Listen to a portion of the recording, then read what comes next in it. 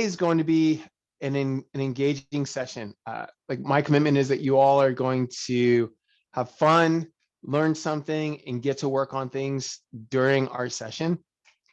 And today is very much, I would say the intention is for it to be a kind of trial of sorts. Let's see, let's get that picture back up on the screen. Perfect.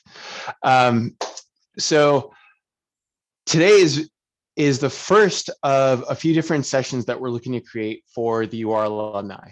To give you a little bit of background, I've been a personal trainer and health coach for 14 years. And so I've spent about a decade and a half really learning to listen to, assess, and create interventions that elevate people's days. And along the way, in working with folks who have decision-making roles at companies, had an opportunity to really see and get insight to what was going on at organizations that led to burnout and stress, anxiety, overwhelm, and them not following through on the things that they wanted to with me as their health coach and trainer. And so I started to seek out ways to have a powerful impact on their day and exploring how to affect the systems and organizations that they were a part of to create that kind of environment for them, and learned very quickly that a lot of it is like a cultural foundation. Like, how do we work? Why do we work? And why do we work that way? And so when I started having those conversations and leading some workshops surrounding well-being interventions, which was my real strong suit, I very quickly learned that I had to explore ways to create sustainable impact through behavioral approaches and really having conversations that look deeply at what was leading to organizations do things in certain ways, why some organizations were more people-centric and others had a more old school mentality. And I learned a lot in those workshops and the conversations with everywhere from executive leaders to like entry-level associates and employees. And so almost a decade later of doing this, I've created the Vibrant Workday workshop series, and am really excited and grateful to have the opportunity to contribute to you and your day, and to do it for the University alumni. So I want to thank Maggie, who is, I would say, chaperoning this this call, and for the entire UR alumni office for giving me an opportunity to do this. And I've been looking for ways to contribute to UR alumni and even the students with some of the tools that are part of this, because if I had learned a lot of this as a student and early in my work career, the way that I worked, my workday experience to my performance and productivity and how I interact with employees and my managers really would have been different. And so for a lot of folks, this has turned out to be game changing. And we're going to start with relatively simple tools. And so I want to give you the kind of preview and trailer that this is going to be part of a series where you can take some of the tools. We continue to have conversations about how to elevate your workday experience and performance. And so I'm curious, for several of you, I would love to in the chat just hear, like, do you experience productivity lulls during the day? Do you experience energy lulls? Do you find yourself either intentionally distracting yourself, like losing motivation? If you can just share in the chat if that happens, and maybe why you feel like it happens, just so I can start to get an understanding of who you are in the group. And then after that, we'll talk a little bit about some of the responses, but then go into a tool and practice it. Okay.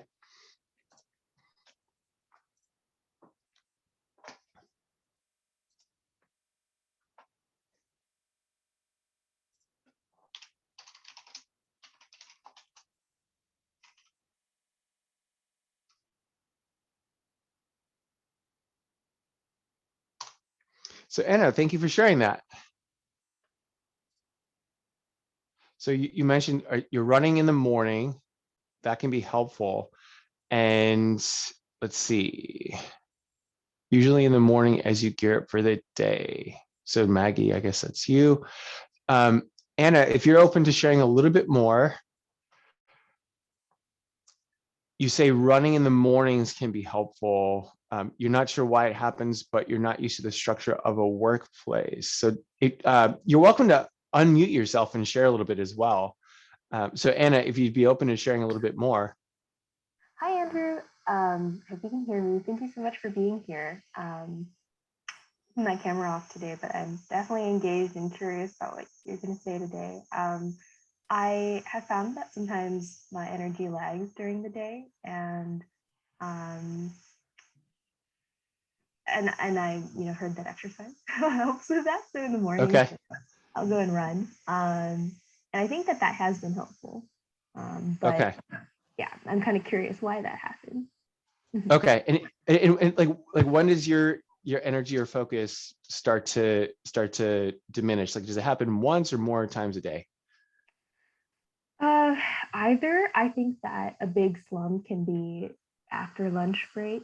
That might also have to do with lunch. Okay. But I think, yeah, sometime in the early afternoon.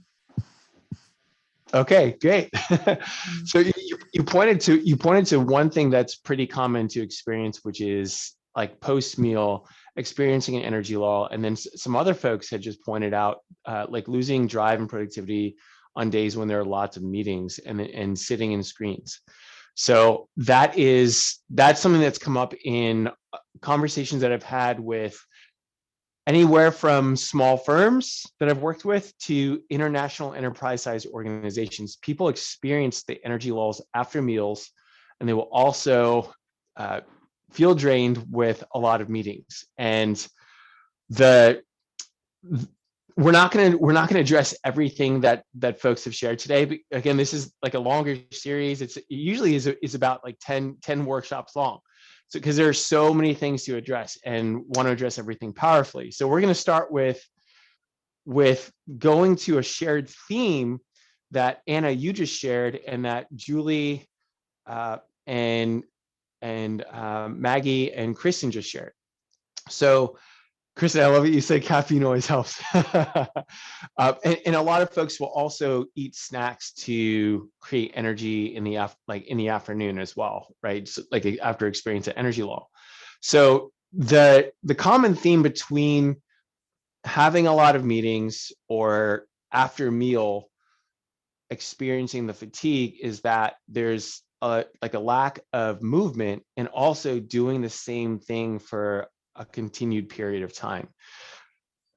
There's a point at which we reach a performance and like feeling experience threshold. So after about 45 minutes of doing one thing, our performance goes down for a significant majority of the population.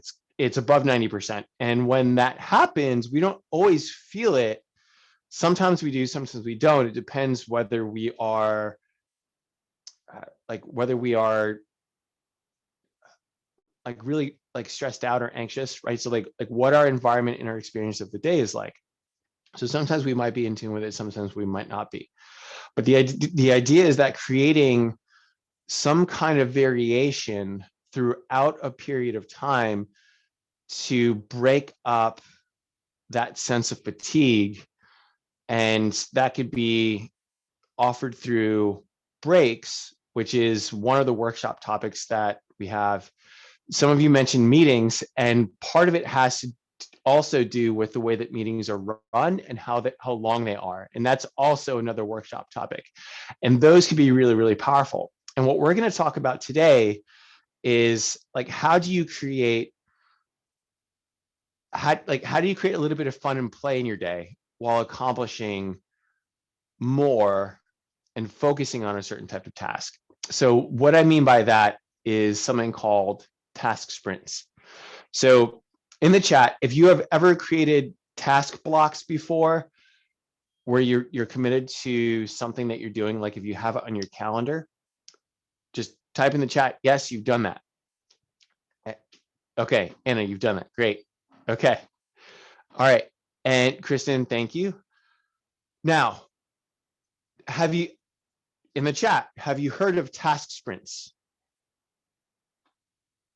Have you done task sprints? So simple yes or no in the chat. Thank you all for being engaged and responding so quickly. Okay, all right. So similar to fitness training, where you might do like a high intensity interval, the idea of a task sprint is that at periods throughout the day, you attack a specific type of task with high velocity, focus, no distraction, and it stops after a period of time. Okay, so task sprints typically are going to last between 5 and 20 minutes. And the reason why task sprints are that long is because it's a long enough for you to get something done, and it allows you to focus non-distracted. After about 20 minutes of approaching something with velocity, and like I'm talking about, like you're trying to get as much as you can done with hyper focus, like you can start to experience a little bit of fatigue, right? So that the analogy with fitness is like you can't maintain a sprint for an entire 5 miles or even a marathon, right? Like you might be able to run a mile as fast as you can, but not be able to maintain that kind of speed and velocity for much longer, or multiples of that same distance. And so the idea of the task sprint is to explore how to create hyper focus and getting more things done. And what that does is, it first off, I think they're fun, and I usually take a little break after it. But second, besides being fun, it really creates an opportunity for you to explore how to get more done in a very efficient way. And over time, with practicing the task sprints and slowly adapting the task sprint frequency and duration, your kind of normal productivity level before practicing task sprints starts to elevate. And your normal productivity level, like let's say on a 10 out of 10, a task sprint is a 9 or a 10, and your normal productivity is like a 3 out of 10, which is really common. It's around a 3 or 4. What you get done at that perceived 3 or 4 level of exertion is going to be more. Okay, so the idea of the task sprints is that you are training your focus and your mind and cognitive abilities to perform at a higher level. Okay, and so that's what a task sprint is. So we're going to do one right now. We're actually going to do 2 today. And so we're going to spend 5 minutes where you work on a specific task, whether it's personal or work related. Okay, it could be emails, it could be booking a flight to see family or friends, or a trip that you're planning on. It could be taking care of something creative or working on a spreadsheet. Whatever that type of task is, the idea is that you're approaching it with velocity and avoiding distraction for the entire 5 minutes to see what it is that you accomplish. Okay. In the chat, does anyone have any questions about what you're going to be doing for the next 5 minutes? Okay, it's a task sprint on a specific type of task. It's up to you to create what it is.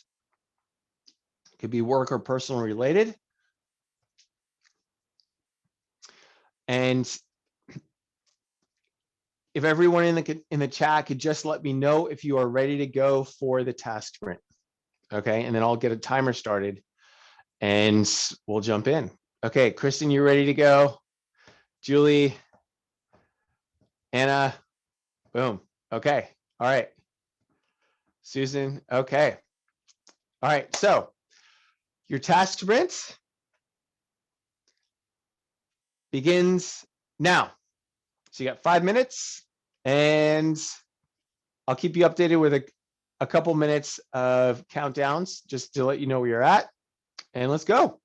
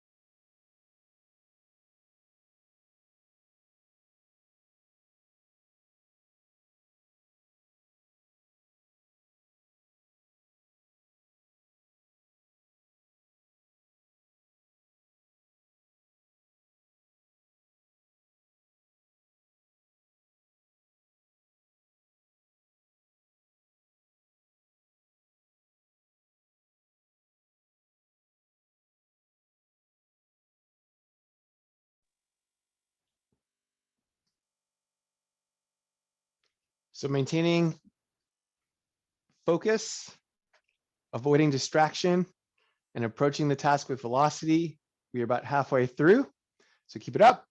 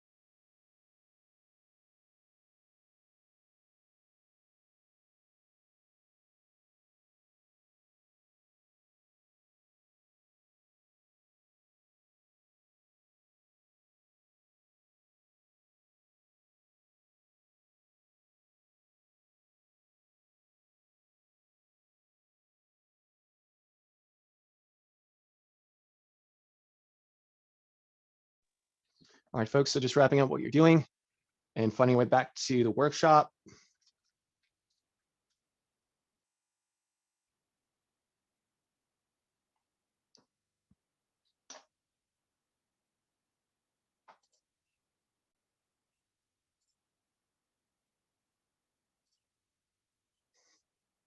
Okay, so welcome back. So first task sprint, I wanted to share what I accomplished, and then I would also love to hear what you shared in the chat. So I responded to an email about actually doing these workshops for some co-working groups in Philadelphia. Responded to an email about canceling membership to some image licensing that I've been using for my websites, not including the golden retriever puppy that you see on screen. And that is there because that is my spirit animal. I also deleted a few emails, responded to a friend about meeting up later tonight at a social club here in Richmond, where they will be having a jazz performance. And let's see, what else did I do? I think that was it. So that's what I accomplished in the task sprint that we just did. So in the chat, just share what you accomplished and also how that experience was for you. Like, were you able to perform non-distracted? Did you feel like you were achieving a level of focus and velocity that you don't normally? Okay, so in the chat, just sharing that. And thank you all again for being so open to share and participate. I love it that you're sharing what you're why you're here and what you're experiencing.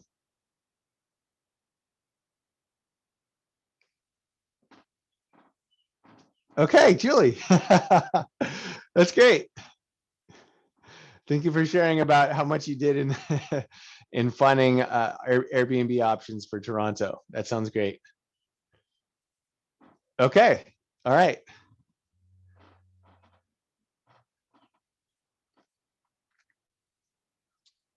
So Anna, Kristen, Julie, thank you for sharing. Susan, thank you for sharing that. Okay. So did anyone find themselves distracted during that period at all?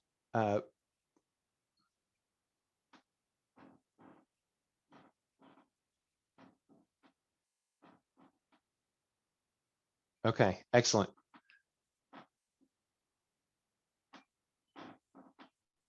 Okay, wow.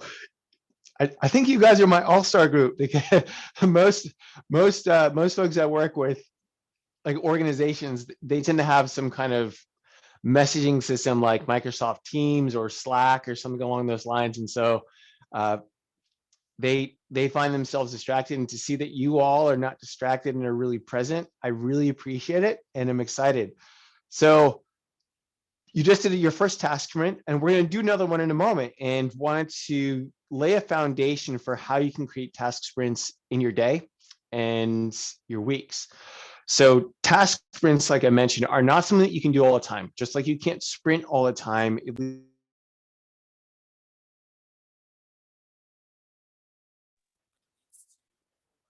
and just burnout. So that's what we're looking to avoid. The whole idea of these vibrant workday workshops is to create a light and bright workday experience, right? So just keeping in mind that task sprints have a limit, and there are certain types of tasks that it doesn't work for.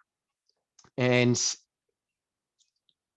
in practicing them, you may find that, and that's all right. Sometimes it's just trial and error. Like I know for me that there are certain tasks where it works great, and others where it's really difficult. And there are times where I feel like a task sprint will really boost my productivity for something. What I do is set task sprints into my calendar every day a couple times. And that's something that I've built over time. So my task sprints now are 20 minutes twice a day, and I take breaks in between them.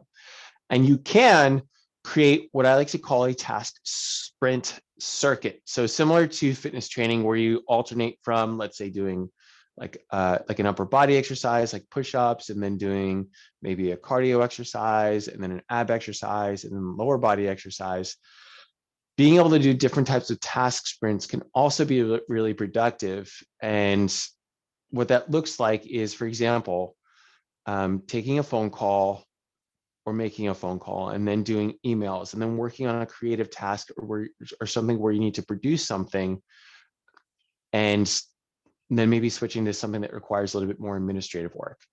So the idea is that you do like you're sprinting at these alternate activities so that you don't develop mental fatigue with the same certain type of task, because each type of task requires different parts of our brain to work, where those resources will get depleted. And by alternating tasks, you can create an effective circuit where you don't experience as much fatigue. Now, that takes a little bit of time to develop. That's something that you can start to practice a little bit, but it really starts with creating the foundation of task sprints on a daily basis. Okay. And starting with something that sounds reasonable, manageable, and productive. So not starting with 20 minutes right away, or 25 minutes, right? Because that's where it really peaks out at, but starting with maybe 5 or 10 minutes. And so this task sprint that we're going to do right now is going to be a task sprint to explore in your calendar, right? So your structure that supports your behaviors, task sprints.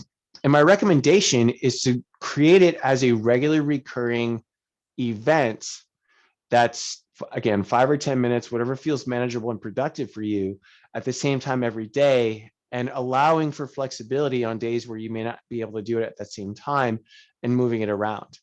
So the task sprint is going to be creating it in your schedule once or twice a day for 5 to 10 minutes at regularly recurring times, so that you can practice that. And you may dedicate it to a certain type of task. It may be something in the morning that you do not necessarily like doing. Like for me, I do not like doing website work. I do not like updating my website. It's not something I'm super excited about. And I don't like putting together marketing stuff. That's just not my strong suit, not my area of expertise. Yet it's part of me developing relationships with organizations to create workshops like this. So that's an example of me doing task sprints, and something that I find really beneficial. So if you know that there's a type of task that would really be helpful for you to do that, and it might be Anna, it might be chores like vacuuming. uh, and it might be something else. It's really up to you to choose that. So the task sprint that we're going to do right now is creating that in your calendar once or twice a day at a regular recurring time for a duration that makes sense for you, like for here on out, to give it a shot and try it on. Okay. Does anyone have any questions about that? So in the chat, just say if you have any questions, and I'll wait until everyone responds. Just write no if you don't, and yes if you do. Okay, Kristen, thank you.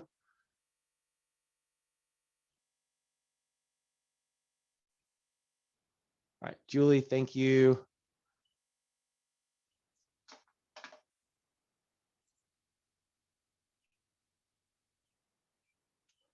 So Anna, great question. Again, the idea is to have it in your calendar for each day so that you can create it each day, and having it be something that you can also move in your calendar, right? So like my schedule's not the same time, not the same every day. I have the task sprint in my calendar, and so I keep it in my calendar and just move it for when my schedule changes so that it's still there in the day. And by creating a regular recurring event, I don't have to create in my calendar. I don't have to go through the energy and using resources to create the event each and every day. This way, I've created it once, it's always there, and then if I need to move it, I can move it, and that's a lot easier than creating that recurring thing every single day. Does that help, Anna? Okay. All right. Great. So this is going to be a shorter task sprint. I'm going to give you 3 minutes to create this in your calendar. If you already started, great. But we're going to give you 3 minutes to create 1 or 2 task sprints, and go.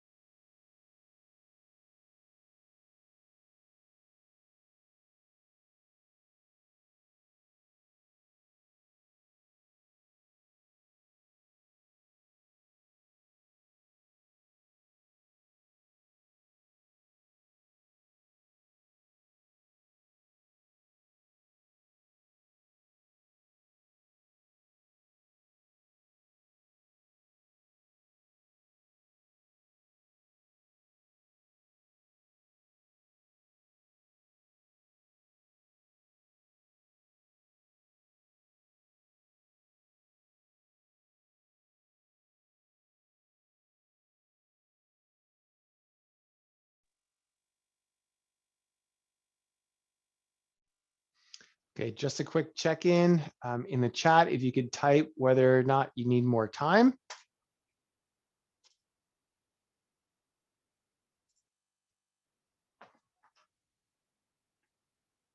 Thank you, Anna.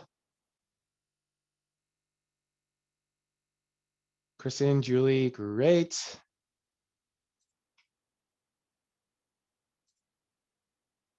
Maggie, you all set too?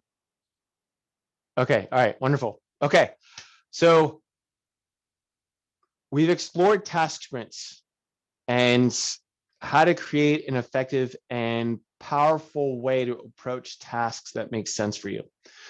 Does anyone want to share how long you created your task sprints for, and how like how you set it up, like the time of day and the duration? So it's actually been a while since I've done task sprints effectively in the last few weeks. So I decided to edit it. So I'm now waking up at 5:30 in the morning. So I'm going to do a task sprint from 5:45 to 6, because I do not like doing task sprints later in the day. I noticed that it's just harder for me to focus then. And I'm going to do a task sprint in the morning from 5:45 to 6. And then I'm going to do my second one in the afternoon after my lunch. And I usually do an afternoon lunch walk, and my energy is really great then. So I've set that up to do 2 task sprints, one pretty much right after I wake up before the day starts, when things are on my mind, to really offload and do something that's like on my mind or in my heart. And then also after lunch, when my energy is high and I know that I'm going to be able to follow through on a few things. I would say not just my energy, my focus, really, because I noticed that when I get to around 4 or 5 o'clock, it's a lot easier for me to do mindless things like chores and things like meal prep, like coaching conversations. Coaching conversations for me and workshops like this are super energizing you to engage with, but doing those kind of heavy lifting tasks, I know in the afternoon don't really work well for me. So Julie, thank you for sharing about 20 minutes starting tomorrow. Your plan is to just move that one appointment forward. Okay, great. That sounds good. And then Off mute. Kristen, yeah. I'm sorry, I was eating earlier and I just can't stand to eat in front of people. I work part-time, and Okay. so I put one of my task sprints at the last part of the day because I never leave when I say I want to leave. Okay. I'm supposed to finish up around 2. I never leave at 2. So at 1:45, I put a 15-minute task sprint. It's kind of like clean it up and get out the door. Okay. Okay, great. So it sounds like the impact for you of doing the task sprint is going to be just having you leave on time and freeing up some more time for you.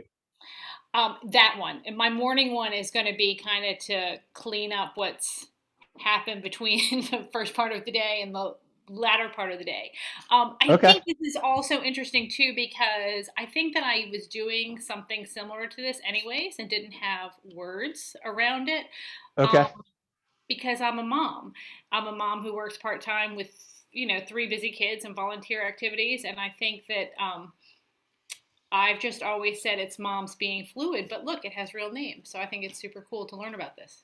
Yeah. Well, thank you for sharing a little bit more about like how your story, like what's happening for you with your children working part-time and how it kind of fits. And like there are some similar style approaches. So, like some folks have tried something called the Pomodoro technique, which is doing task blocks, taking a break, task blocks, taking a break, but that doesn't work for everyone's life and work style, right? So like that may not work for you. So task sprinting creates that flexibility.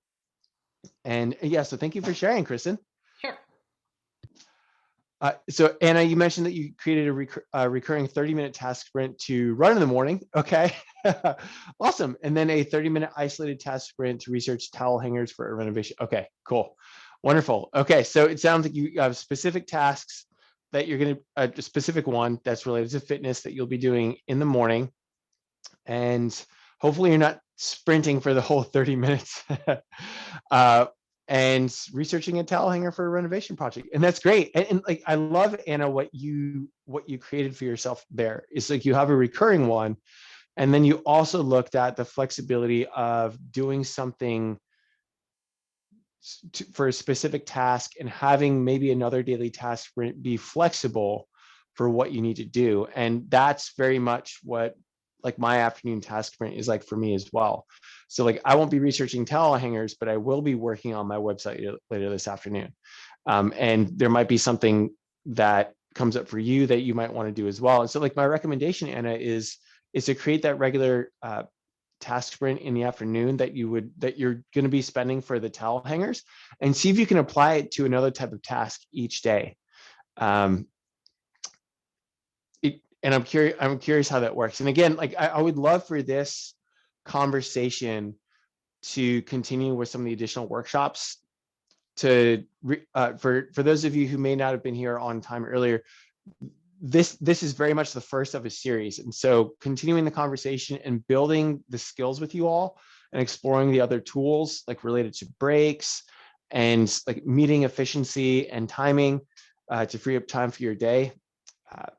Like I would love for, in 2 or 3 weeks to see how you all are following through on these things, because there are going to be obstacles that you run into. There are going to be times when it doesn't feel manageable, or like for whatever reason it is. Like I mentioned, like I was not following through on certain types of task sprints because I adjusted my wake up time to over the last 2 weeks to be 2 hours earlier. And so like my usual task sprints in the afternoons, I just was not having it. So every once in a while, it's good to kind of check in with like a group and have a conversation about like what's working, what's not working, and exploring how to continue to build it. And as I mentioned earlier, with these task sprints, you may create something right now that is 10 or 15 minutes. And the idea is to grow the frequency or duration of the task sprints a little bit. And really, it's more like frequency than it is duration, right? Because the idea is that you're not doing velocity until you get exhausted. It's peppering it throughout the day and creating that kind of like those really high level times of productivity for you. So we are pretty much through today's workshop. Does anyone have any questions that you'd like to share before we close? I have a question. Okay. Andrew, are you standing, and is that part of your strategy to prevent the mid-afternoon dip?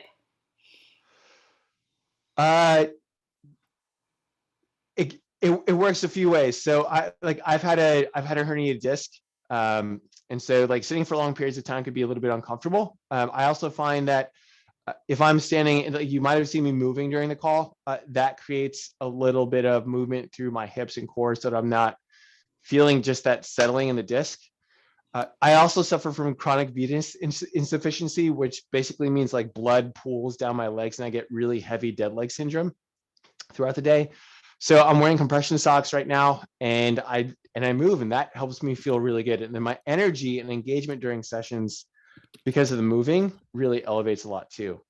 And that's also the topic of a few of the workshops, which is like exploring like how do we create movement throughout our day, whether we're taking a break or on calls, and exploring how to give permission to ourselves, but also maybe create a culture within the work, like the work organizations that we're a part of, to really allow for that and encourage and support that. And so like what we did today was really looking at how do we impact ourselves as individuals. And some of the conversations that come in through the workshops are, how do we create and explore an impact on the people around us as well, and the organizations, because our success really does live in the people that we impact and the groups and environment that's around us. It's not just us doing it.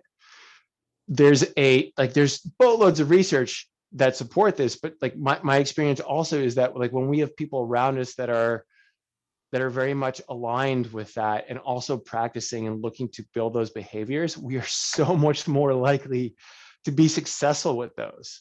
And so that's why I do this with organizations and not just individuals a lot of the time, is because the impact long term as a sustainable behavior really thrives in the group space.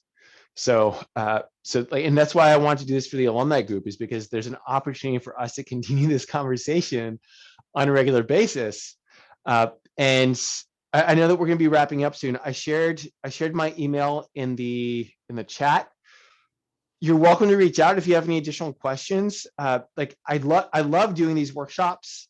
I love the questions that you all asked, and I love that you shared and just your active participation in today. And like if you saw anything in the workshop that really had value for you, I would love to hear that. And if you felt like there was something that could be improved, I would also love to hear that. Because the idea is to create this for the alumni group on a regular basis.